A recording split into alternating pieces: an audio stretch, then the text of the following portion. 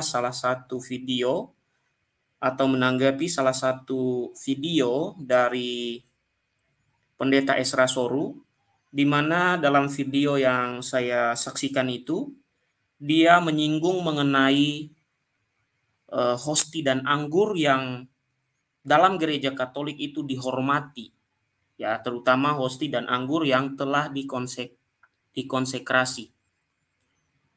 Namun memang dari pernyataan dari Pendeta Esra Soru ini, itu ada sesuatu yang menyimpang karena dia menyimpulkan bahwa itu menyembah. Nah, ini juga salah satu yang terus diulang-ulang, terutama di saudara-saudara kita non-Katolik. Selalu mereka mengulang-ulang bahwa bersujud, kemudian menganggukkan kepala, kemudian sungkeman itu dianggap sebagai menyembah. Saya kira ini kalau seorang akademisi itu sebenarnya adalah tindakan atau kesimpulan yang sangat konyol, ya. Karena jangankan dia tahu makna dari apa yang kita lakukan, dia pelajari saja mungkin tidak. Tapi anehnya, dia memberi kesimpulan seperti itu. Ya, mohon maaf Bapak Ibu ya kalau ada suara-suara karena di luar tempat saya ini banyak anak-anak ya. Ya, oke. Jadi kadang-kadang mereka memberi pernyataan itu cacat logika. Masa sungkeman, bersujud, menunduk, masa dianggap menghormati? Berarti orang-orang Jepang itu kalau mereka bertemu orang, berarti kalau mereka menunduk kepada orang lain atau orang-orang Korea, berarti mereka itu menyembah orang lain gitu. Kira-kira begitu memakai logika sederhana dari Esra Soru, ya. Terus kalau kita misalnya dalam suatu sidang di persidangan bersama hakim misalnya, lalu kita menunduk, lalu kita ya mungkin kita katupkan tangan kita mungkin, atau mungkin kita memanggil yang mulia misalnya. Jadi menurut logikanya Esra Soru itu menyembah namanya. Inilah yang saya katakan, seorang akademisi yang logikanya kurang luas, pemahamannya kurang luas, menyimpulkan segala sesuatu dengan kesimpulan tanpa mencari tahu maknanya apa, artinya apa, maksudnya apa. Nanti kalau ketemu Esra Soru misalnya ya, orang Jepang atau orang Korea, kalau orang Jepang, orang Korea bersujud di depannya, lalu Esra Soru pasti akan mengatakan, kenapa kamu nyembah saya? Nah gitu. Kira-kira begitu. Lalu misalnya kalau dia baca Abraham itu bersujud di depan Bani Amon misalnya, atau Bani Het ya. Bani Het ya Bapak Ibu ya, di Kejadian itu ya. Dia bersujud, lalu itu diartikan menyembah. Ini kekonyolan, teologi kekonyolan Bapak Ibu ya. Teologi konyol ya. Tidak memahami secara dalam makna dari setiap tindakan, tapi menyimpulkan dari apa yang dilihat semata. Itu yang sering terjadi. Nah, terkait dengan menghormati hosti dan anggur yang sudah dikonsekrasi atau didoakan oleh pastor, Bapak Ibu nanti saya akan menjelaskan. Ya, mungkin saya pernah membahas, tetapi ada penambahan-penambahan yang saya berikan Bapak Ibu, terutama sebelum saya masuk kepada pembahasan mengenai transubstansiasi, saya akan membahas bahwa ekaristi itu ada tipologinya dalam perjanjian lama. Nah, ini mungkin belum dibahas oleh saya di channel ini, tapi kali ini saya akan bahas ya. Lalu di bagian terakhir, saya akan bahas bagaimana pandangan gereja Katolik, perbedaan antara menyembah dan menghormati.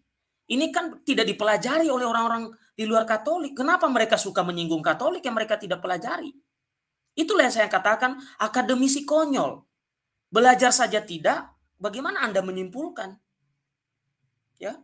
Bahkan tanpa belajar pun Anda akan tahu bahwa sungkeman itu bukan menyembah, bahwa bersujud atau menunduk di depan orang yang lebih tua itu bukan menyembah. Ya. Mengatupkan tangan lalu kita menganggukkan kepala itu bukan menyembah. Itu konyol sekali kalau ada kesimpulan bahwa itu semua tindakan itu adalah menyembah. Itu nggak usah sekolah juga orang pasti akan ketawa. itu orang kok bisa begitu ya pengertiannya ya. Pendek sekali. Wawasannya nggak luas. Mohon maaf, walaupun mereka ngaku akademisi, mohon maaf sekali lagi. Saya harus mengatakan itu. Ya.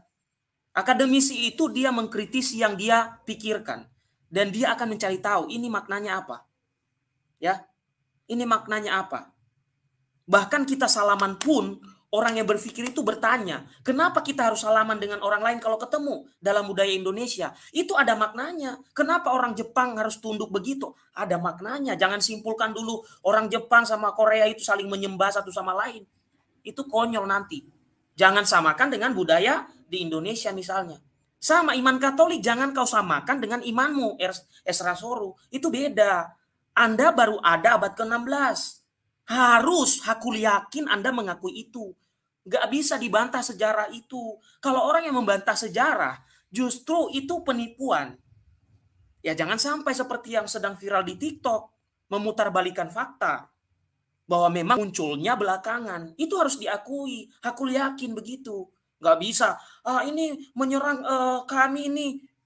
Ya Anda duluan yang menyerang. Anda dulu yang membahas-bahas. Ya kalau seandainya saya menyinggung, apa salah saya? Saya klarifikasi. Itu. Ya, ya Bapak Ibu ya santai saja. Saya biasanya sih saya orang santai Bapak Ibu ya, tapi ya kalau saya berbicara agak cepat ya itu memang sudah biasa ya, sudah menjadi kebiasaan. Sekarang kita masuk ke materi ya Bapak Ibu ya. Jadi kadang-kadang kita apa ya berpikir gimana gitu. Jadi Bapak Ibu ini pernah saya bahas, tetapi ada tambahan yang banyak di pembahasan ini. Kali ini Bapak Ibu ya. Jadi saya tidak mengatakan bahwa ini paling lengkap, tapi paling tidak ini tidak saya buat asal-asalan. Tapi ini ada sumber-sumber bukunya, ada sumber-sumber juga dari ya tulisan-tulisan katekismus dan juga Bapak Gereja. Paling tidak ya. Oke, kita mulai Bapak Ibu. Sebelum kita masuk kepada yang mereka tuduh itu bahwa kita kalau menghormati hosti dan anggur itu adalah artinya kita menyembah. Sebelum kita masuk ke situ, sebenarnya jawabannya sangat sederhana Bapak Ibu. Kita itu kan membedakan antara menyembah dan menghormati. Nah, nanti itu bagian akhir. Jadi supaya tidak cepat-cepat. Kalau seandainya saya langsung menjawab, apakah itu menyembah atau tidak? Jawabannya tidak. Penjelasannya langsung, udah selesai. Hanya dalam waktu 5 menit saya live. Jadi, maka dari itu kita coba melihat dulu Bapak Ibu, bagaimana tipologi ekaristi yang ada di Perjanjian Lama. Meskipun nanti ini tidak begitu lengkap, tetapi bisa dikatakan sebagian sebagai pengetahuan untuk kita. Kita mulai kenapa orang Katolik menghormati hosti dan anggur yang telah dikonsekrasi. Itu dimulai dasarnya adalah pada pandangan atau pada ajaran Rasul Paulus dan ajaran Kristus tentang transubstansiasi. Ya, itu dimulai dari situ. Kenapa kita harus menghormati hosti dan anggur yang telah dikonsekrasi? Dimulai dari situ. Dimulai dari situ Bapak Ibu. Ya. Oke, sekarang kita pelan-pelan. Ya, meskipun ini berat, tapi ya tidak terlalu berat-berat amat. Tidak dipikul kok ya. Nah, Bapak Ibu, ini bagian-bagian ini pernah saya bahas, maka dari itu nanti agak cepat ya. Jadi, transubstansiasi ini Bapak Ibu bukan dikarang-karang oleh gereja Katolik, bukan dibuat-buat oleh gereja Katolik. Yesus sendiri yang mengatakan. Nanti kita tunjukkan bukti-buktinya. Bahkan di kata-kata Yesus tidak ada kata lambang, tidak ada kata simbol. Begitu juga penegasan Rasul Paulus. Tidak ada kata lambang, tidak ada kata simbol. Nah, apa arti transubstansiasi itu sendiri, Bapak Ibu? Transubstansiasi itu berasal dari kata substare, yang artinya tetap diam di bawah. Kalau diartikan secara sederhana, atau arti konklusinya adalah perubahan substansi. Oke, perubahan substansi. Dan gereja Katolik mengajarkan bahwa setelah konsekrasi, roti dan anggur itu berubah menjadi sungguh-sungguh tubuh dan darah Kristus. Karena sungguh-sungguh tubuh dan darah Kristus, maka orang Katolik menghormati. Bahkan dalam makna lain, maka orang Katolik menyembah. Tetapi tidak ada pengertian semacam itu Bapak Ibu ya, tapi orang Katolik menghormati. Ya. Menyembah sekalipun juga nggak salah. Karena apa? Itu sungguh-sungguh tubuh dan darah Kristus. Itu. Tapi nanti kita melihat pembedaan dalam ajaran Katolik tentang menghormati dan menyembah. Tapi dalam konteks ini saya mengatakan kita menghormati hosti dan anggur atau roti dan anggur yang sudah dikonsekrasi karena itu sudah sungguh-sungguh tubuh dan darah Kristus. Jadi saat konsekrasi terjadi, maka perubahan keseluruhan substansi dari roti dan anggur itu terjadi. Oke, kita lanjut. Kemudian, kalau kita melihat sedikit dari konteks filosofi, maka kita akan melihat pengertian-pengertian dari kata-kata itu. Bapak Ibu, tidak ada teologi tanpa filsafat. Teologi tanpa filsafat adalah teologi yang konyol. Jadi kalau ada kelompok yang menolak filsafat, itu sudah pasti teologinya akan lebih konyol. Karena Rasul Paulus ketika berjumpa dengan pendeta-pendeta Dewa Athena, dia memakai filsafat Yunani. Baca saja kisah Rasul Paulus ketika bertemu dengan dewa-dewa, penyembah dewa-dewa Athena. Apa yang dia tanya Bapak Ibu? Ini saya secara singkat saja. Ini juga untuk memberi edukasi kepada orang yang selalu berkata, filsafat-filsafat itu palsu. Tidak terkait dengan iman dan lain sebagainya. Konyol itu, kesimpulan yang konyol.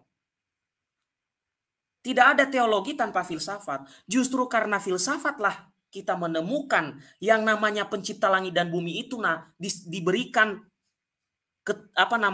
dibatasi dengan kata Tuhan itu. Coba Anda tanya kepada seorang filsuf, siapa yang menciptakan langit dan bumi? Pasti dia akan bertanya kalau orang Yunani itu Sang Sofia itu.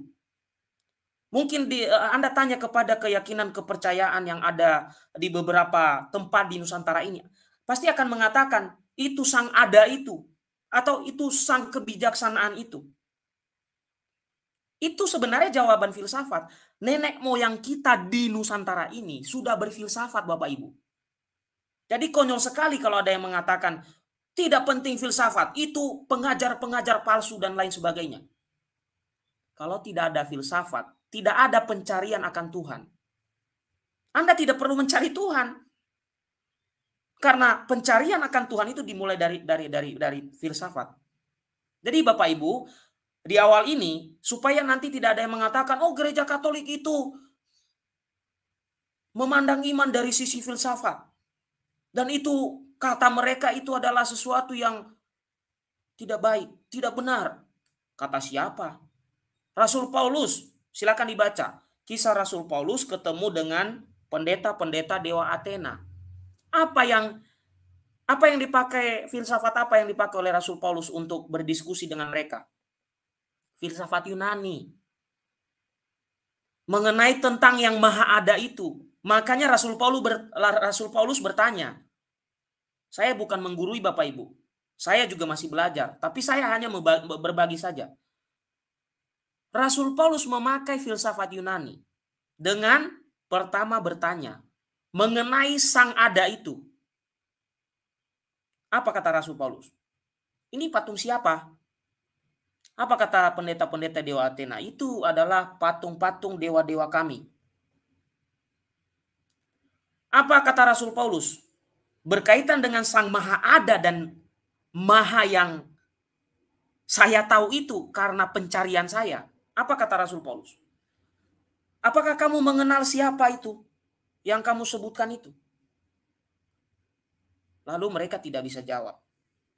Apa kata Rasul Paulus?